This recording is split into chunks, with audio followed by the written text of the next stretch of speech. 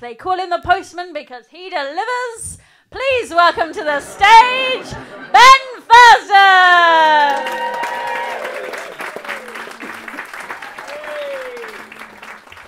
They call me the postman because I deliver and because I'm a postman. I know what you're thinking. It's a man in a cardigan and a Smith's t-shirt that his 7-year-old daughter bought him for Christmas. I can't wait to hear what this guy has to say.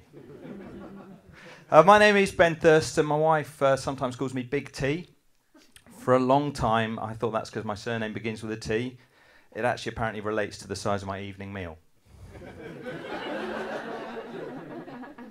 I always was quite a big eater. When I was a little baby, a nurse said to my mum, his eyes are bigger than his stomach.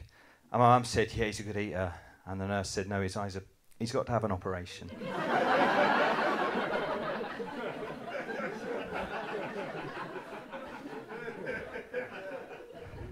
I like to eat out. Just the other day I went to the new restaurant in Bristol, the Scar and Two-Tone restaurant. The waiter said, do you want to hear the specials? Don't fucking groan, all right? Makes no difference to me anyway. I just crave the attention. It doesn't really either way. It's next door to the Mod Tea shop. You've been there, the waitress said, do you like the jam? It's not all like this. So the first time my wife and I went out, we went to the fairground. And do you groan at that? It wasn't her first choice, in fairness. She'd wanted to go dancing, but it's my understanding that a woman can tell how a man makes love from how he dances. So, seriously, it takes me a long time to get up to dance, and then I dance really quickly. I've got 2 left bollocks. It doesn't. I'm not even going to tell you the fucking fairground joke now. You've ruined that. So that's fine, isn't it? I'm making my wife sound a bit better. I mean, my wife is fantastic. She's kind of what you call a trophy wife, I think, in that once a month or so she gets full of champagne and passed around by racing drivers.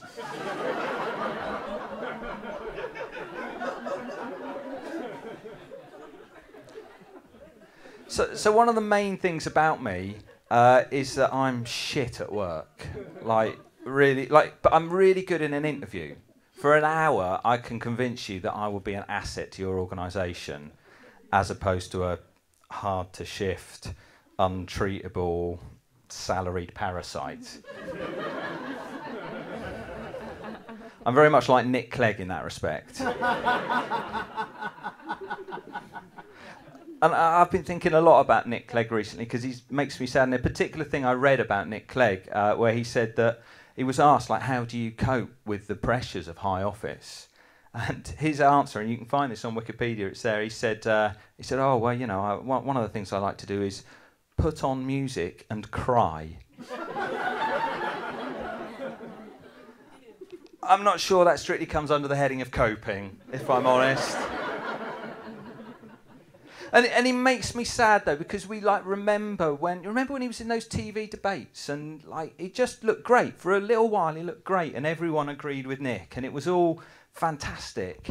And it's like if his life was a film, like a Pixar movie, you would have this bit where he wakes up one morning and he says to his wife, you know what, I'm going to do it. I'm going to try and attain the highest political office this country has to offer. And his wife would go, what? Deputy Prime Minister? And he says, yeah. And she says, you won't do it. And he goes to work and he says to his colleagues, I'm going to try and be Deputy Prime Minister. They say, you won't do it. And he goes to the debates, and already people are going, he won't do it. And then he does it, and people are like, he might do it.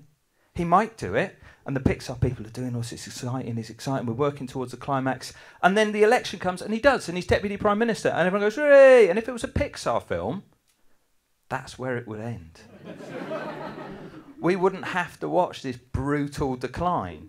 Because it turns out that the difference between uplifting comedy and horrible, heart-rending tragedy is simply where you stop watching.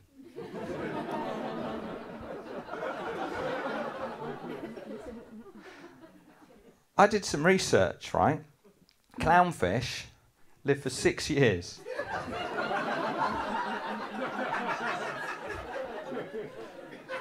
Finding Nemo was released in 2003. You've got to assume they filmed it the year before.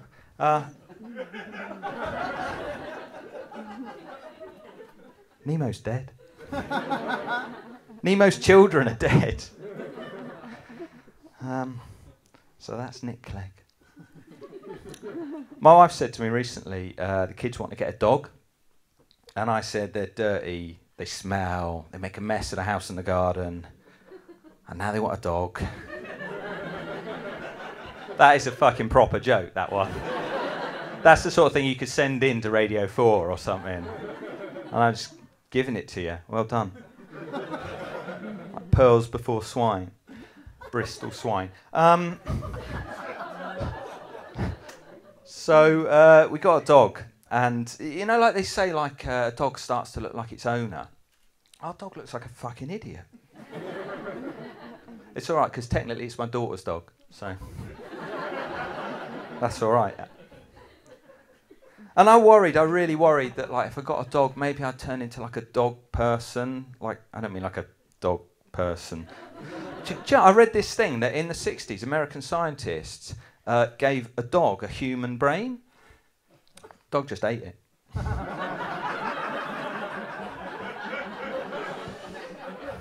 It's not science, is it? But I mean like a dog person. You know, like when you go round to someone's house and they've got a plaque on the outside of their house with a photo of their dog and it says, I live here. Fuck off! Half the time the dog didn't even write that sign. So, liars live here. Probably with a dog. And I guess as well that sign is supposed to deter burglars, but I think if you're really unlucky and given the wrong combination of dog ownership and potential burglar, it might just encourage them. Like if what you've got is a massive litter of puppies, like massive, like, I don't know, like a fucking massive litter of Dalmatian puppies, more than 100. It's just gonna, they're just, yeah. That's about the film 101 Dalmatians, right? I don't know, it was a card, you may not have had it here, maybe. I feel like Marty McFly now. Your kids are going to love it.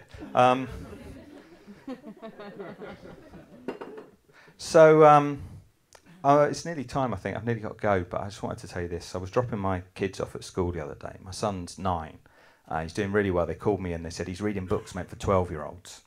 I said, that's nothing at home. He's watching films meant for 18-year-olds.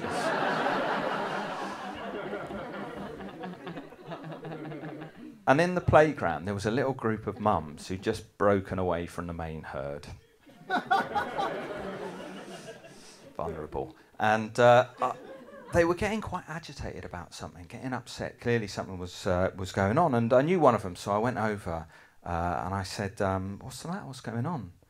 And she said, Ben, it's this ongoing fuss about the unstable wind turbine on the edge of the village. And because I can't help myself, I said, a fuss about the unstable wind turbine? It'll blow over.